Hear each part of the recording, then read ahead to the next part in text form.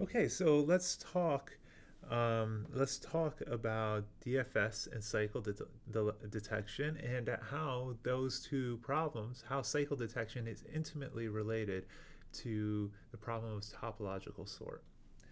Okay, so let's say we had a undirected graph. How do we check whether it has a cycle or output one if there is a cycle?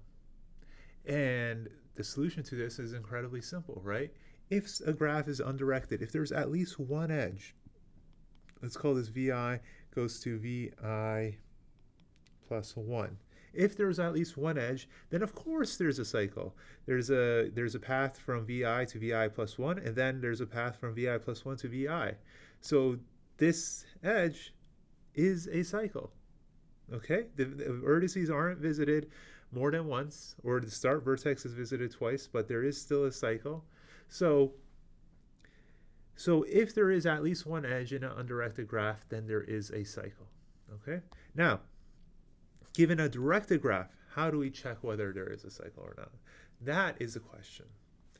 And the bigger question that we're concerning ourselves with is, given a graph, is it a directed acyclic graph?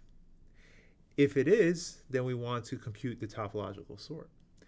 If it's not, then we want to output this cycle C that is ruining everything, right? So really what we want to know, if G is a DAG, if G is a tag, if there is a cycle in a particular graph. If there's no cycle in a particular graph, then it is acyclic, right? Then it is a DAG, directed acyclic graph. Okay, so these two questions are very, very linked. So how do we solve them? And before we solve them, let me show you a quick example. Remember the example earlier in the lecture, right? This example where I showed you the topological, this example, we know there is a topological sort for this example. And all I did in this example is I did DFS starting with A and calculated the pre-post numbering. Okay, so I started with A, then I went to D, then I went to F, then H, then back up, back up, back up, then E, then G, then back up, then back up, then I went to B, and then I went to C. Okay, that's the DFS, and I calculated the pre-post numbering to reflect that. Okay, so we know that this graph has a topological sort. Okay, but if we list out the vertices in decreasing post number values, i.e. C has the largest post number value at 16, so we put C first. B has the second largest post number value at 14, so we put B next. A has the third largest post number value, so we put A next, and so on. We get this particular sequence, right? So if we draw the sequence out, okay? If we draw the sequence out, what does this remind you of? This is a topological sort, okay? So maybe the algorithm for finding a topological sort should be first compute the DFS, then if there is a back edge, then the graph is not a directed acyclic graph, and we output this cycle formed by the path from U to V and T plus that particular back edge. Otherwise, we output the nodes in decreasing post-visit number, post-order number. And there's no need to sort. DFSG can output the nodes in this order. Okay, so that is what the algorithm we're going to start with. And we, of course, know that this algorithm runs in linear time, right? This runs in linear time. This runs in linear time. This runs in linear time, right? So this algorithm will be great, but we have to show that it works.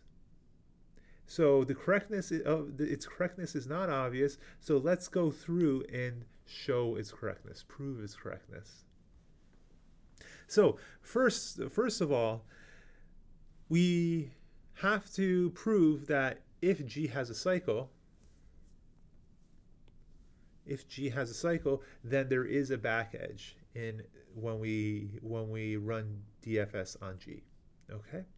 And so there is a very easy way to do this, and we simply say suppose we have a cycle C, and the DFS, and there's some arbitrary vertex VI in this cycle which DFS visits first.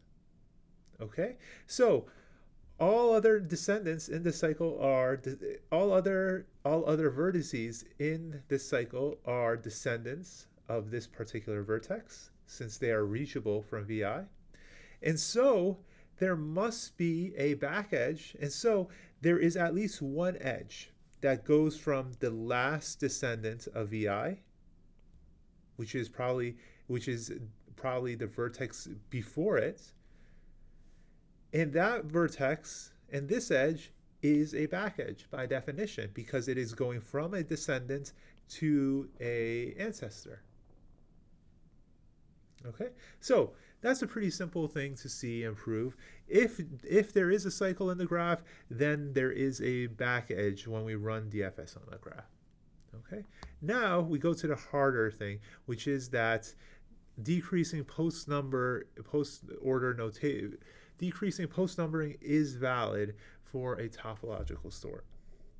And to do this, let's start off with the proposition that if G is a directed acyclic graph, then the post, and there is a post number where the post number of U is less than the post number of V, then we know that there cannot be a edge U to V. Okay, so how do we prove that? We just simply do a proof by contradiction. Okay, so assume that there is a post U that is less than post V. Remember, in our topological sort, we start off with a max post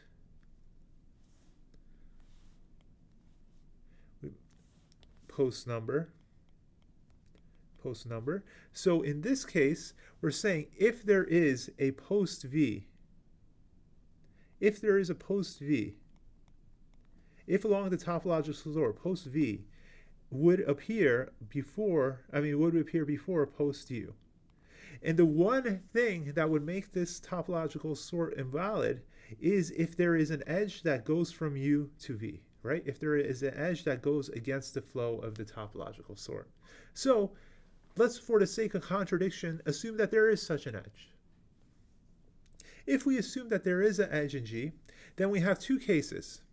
Either pre-U and post-U is contained in the pre-post numbering of V, or the pre-post numbering of U and V are completely disjoint. Okay?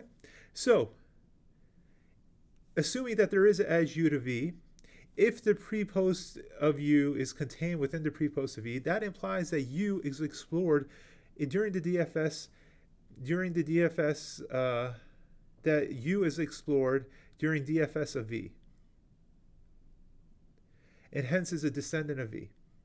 But edge U to V implies a cycle in G, but we assumed that G is a DAG. So this shows a contradiction. Similarly, let's say the two pre-post numberings are disjoint. This can't happen because V would be explored from U. Okay? This absolutely cannot happen. So the two cases cannot be disjoint. So this is another contradiction. So the thing that we assumed, namely that if post U is less than post V, then there is an edge, this cannot be true. And so we know that this proposition is 100% true.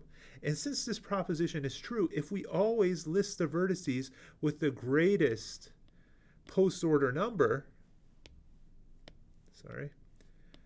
we know that there can't possibly be edges that go from later in the topological sort to earlier in the topological sort. Okay. So if we sort the vertices in the DAG by decreasing post-order numbering,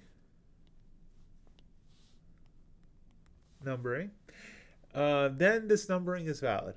And I think we just proved that. All right. Okay. So knowing that, so what did this help us with? Well, we came up with a linear time algorithm in the beginning of the lecture to get the topological sort, and that's great. But the whole point of this exercise is to show that you didn't even need to come up with a new algorithm.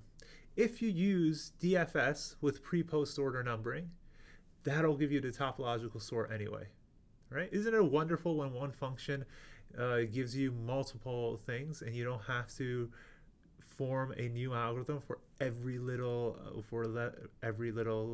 objective?